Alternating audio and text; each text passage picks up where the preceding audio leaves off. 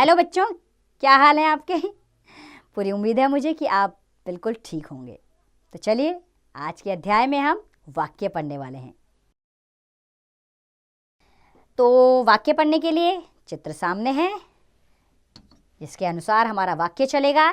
तो चित्र में श्रेया है जाती स्कूल अपने, बच्चा है मैदान खेलता में। तो बच्चों, शब्द समूह देखने में वाक्य जैसे प्रतीत हो रहे हैं इसमें, जो हमने पढ़े अभी, परंतु इनके शब्दों में क्रमबद्धता नहीं है, सिस्टमैटिक तरीके से नहीं रखे गए हैं ये, जिस कारण इन्हें पढ़ने पर मन के भाव पूर्ण रूप से स्पष्ट ही नहीं हो रहे हैं। अगर हम इसे सही ढंग से लिखें तो ये इस प्रकार होंगे, जैसे श्रेया अपने स्कूल जाती है। अब आपको समझ आ गया होगा, बच्चा मैदान में खेलता है। आपको समझ में आ गया होगा मैं क्या कह रही हूँ। तो क्रमबद्ध शब्द समूहों को पढ़ने पर मन के भाव पूर्ण रूप से स्पष्ट हो रहे हैं, अतः यह क्रमबद्ध शब्द समूह वाक्य है। इस प्रकार शब्दों का वह व्यवस्थित समूह जो हमारे विचारों एवं भावों को पूर्ण रूप से व्यक्त करता है, वाक्य कहलाता है। तो चलिए, सबसे पहले वाक्य की विशेषताएं जान लें। तो बच्चों, वाक्य की विशेषता है कि वाक्य भाषा की एक संपूर्ण इकाई है। कर्ता और क्रिया वाक्य के आवश्यक अंग होते हैं। वाक्य की रचना सार्थक शब्दों को क्रमबद्ध रूप से लिखने पर होती है। वाक्य हमारे मनोभावों को पूर्ण रूप से प्रकट करने में समर्थ होता है। अब जानेंगे हम वाक्य के अंग। तो बच्चों, वाक्य के दो अंग होते हैं, उद्देश्य और विधेय। अब इन दोनों को हम विस्तार पूर्वक जानेंगे। सबसे पहले जानेंगे हम उद्देश्य क्या है। तो क्या है उद्देश्य? वाक्य में जिसके विषय में कुछ कहा जाए उसे कहते हैं उद्देश्य। जैसे पंकज प्रतिदिन विद्यालय जाता है, गाय का दूध स्वास्थ्यप्रद होता है। तो बच्चों, ये जो दो वाक्य अभी हमने पढ़े हैं, इसमें दो शब्द आए हैं, जैसे पंकज और गाय, इनके विषय में कुछ बताया गया है, अतः ये शब्द उद्देश्य है। अर्थात ये भी कह सकते हैं आप कर्ता उद्देश्य होता है। दूसरा आता है विधेय। तो वाक्य में उद्देश्य के बारे में जो कुछ कहा जाए वो विधेय में आता है, अर्थात उसे विधेय कहते हैं। जैसे उपासना भाषण दे रही है, शुभम क्रिकेट खेल रहा है। तो इन वाक्यों में भाषण दे रही है तथा क्रिकेट खेल रहा है, उद्देश्य के विषय में कुछ बता रहे हैं, अतः ये शब्द विधेय हैं। चलिए, अब बढ़ते हैं वाक्य के भेद की ओर। तो वाक्य के भेद दो आधारों पर किए जा सकते हैं, अर्थ के आधार पर और रचना के आधार पर।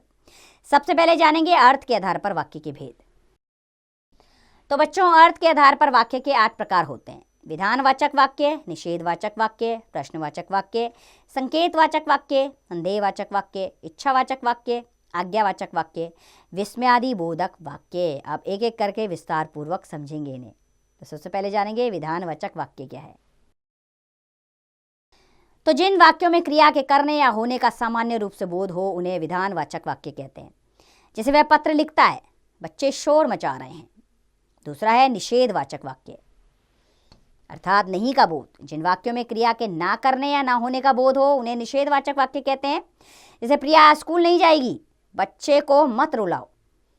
तीसरा है प्रश्नवाचक वाक्य, अर्थात जिन वाक्यों में कोई प्रश्न पूछा जाए उन्हें प्रश्नवाचक वाक्य कहते हैं। जैसे क्या तुम पढ़ रहे हो, वे स्कूल कैसे जाते हैं। तो इसमें प्रश्न किया गया है, तो ये प्रश्नवाचक वाक्य है। और अगला है संकेतवाचक वाक्य, अर्थात जिन वाक्यों में एक क्रिया का होना दूसरी क्रिया पर निर्भर हो या किसी न किसी शर्त पूर्ति की ओर संकेत किया गया हो, उन्हें संकेतवाचक वाक्य कहते हैं। जैसे नवीन के आने पर ही मैं खाना खाऊंगा, यदि वर्षा होती तो फसल अच्छी होती। संकेत दिया गया है कि एक क्रिया होगी तभी दूसरी संपन्न हो पाएगी। अगला आता है संदेहवाचक वाक्य, अर्थात जिन वाक्यों में संदेह या संभावना का बोध हो उन्हें संदेहवाचक वाक्य कहते हैं। जैसे शायद आज वह दिल्ली जाए, हो सकता है कि इस बार तुम प्रथम आ जाओ। इसमें संदेह किया गया है इन वाक्यों में, तो ये संदेहवाचक वाक्य है। अगला आता है बच्चों इच्छावाचक वाक्य, अर्थात जिन वाक्यों में इच्छा, शुभकामना, आशीर्वाद आदि भावों का बोध हो उन्हें इच्छावाचक वाक्य कहते हैं। जैसे भगवान आपकी कमाई में बरकत करे, आपकी यात्रा मंगलमय हो। इसमें शुभकामनाएं दी गई हैं, आशीर्वाद दिया गया है, तो इच्छावाचक वाक्य है। अगला आता है आज्ञावाचक वाक्य,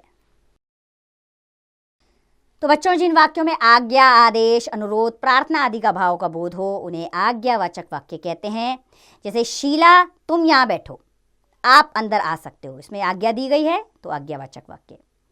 अगला आता है विस्मयादिबोधक वाक्य। अर्थात जिन वाक्यों में हर्ष, शोक, घृणा, क्रोध, विस्मय आदि भावों का बोध हो उन्हें विस्मयादिबोधक वाक्य कहते हैं। जैसे छी कितना गंदा लड़का है, वाह आपने तो कमाल कर दिया। तो इसमें विस्मयादिबोधक शब्द आ रहे हैं तो विस्मयादिबोधक वाक्य है। अब बढ़ते हैं बच्चों हम रचना के आधार पर वाक्यों के भेद पर या प्रकार कह लीजिए। रचना के आधार पर वाक्य के 3 प्रकार होते हैं, सरल वाक्य, संयुक्त वाक्य और मिश्रित वाक्य। तो सबसे पहले जानेंगे क्या सरल वाक्य। तो क्या है सरल वाक्य? जिन वाक्यों में एक उद्देश्य तथा एक ही विधेय होता है उन्हें सरल वाक्य कहते हैं।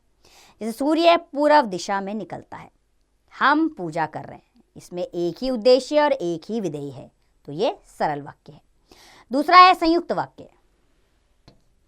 अर्थात जिन वाक्यों में 2 या 2 से अधिक सरल वाक्य या उपनाम जैसे और, किंतु, परंतु, तथा, या, इसलिए, क्योंकि आदि समुच्चय बोधक अवयवों द्वारा जुड़े हों उन्हें संयुक्त वाक्य कहते हैं। जैसे राशि टीवी देख रही है और रिया पढ़ रही है, तो और ने 2 वाक्यों को आपस में जोड़ दिया तो ये संयुक्त वाक्य बन गया। वह दुबला है परंतु ताकतवर है, तो परंतु ने आपस में जोड़ने का काम किया तो ये संयुक्त वाक्य बन गया। तीसरा आता है मिश्रित वाक्य। अर्थात जिन वाक्यों में एक उपवाक्य प्रधान और अन्य उपवाक्य गौण या आश्रित हो उन्हें मिश्रित वाक्य कहते हैं। जैसे मुझे मालूम था कि आज वह नहीं आएगा, विशाल के पास एक खिलौना है जो चाबी से चलता है। तो आइए बच्चों आपके अभ्यास के लिए इस अध्याय को एक बार दोहरा लेते हैं। तो बच्चों शब्दों का व्यवस्थित समूह जो हमारे विचारों और भावों को पूर्ण रूप से व्यक्त करता है वाक्य कहलाता है। वाक्य के 2 अंग होते हैं, उद्देश्य तथा विधेय। वाक्य के भेद 2 आधारों पर किए जा सकते हैं, अर्थ के आधार पर तथा रचना के आधार पर। अर्थ के आधार पर वाक्य 8 प्रकार के होते हैं, विधानवाचक, निषेधवाचक, प्रश्नवाचक, संकेतवाचक, संदेहवाचक, इच्छावाचक, आज्ञावाचक तथा विस्मयादिबोधक वाक्य। जिन वाक्यों में कोई प्रश्न पूछा जाए उन्हें प्रश्नवाचक वाक्य कहते हैं और जिन वाक्यों में इच्छा, शुभकामना, आशीर्वाद आदि भावों का बोध हो उन्हें इच्छावाचक वाक्य कहते हैं। रचना के आधार पर वाक्य 3 प्रकार के होते हैं, सरल, संयुक्त तथा मिश्रित वाक्य। सरल वाक्यों में एक उद्देश्य और एक विधेय होता है। संयुक्त वाक्यों में 2 या 2 से अधिक सरल वाक्य या उपवाक्य समुच्चय बोधक अवयवों द्वारा जुड़े होते हैं। तो मुझे पूरी उम्मीद है कि आपको ये पाठ वाक्य अच्छे से समझ में आया होगा। अब इसका अभ्यास करें आप स्वयं।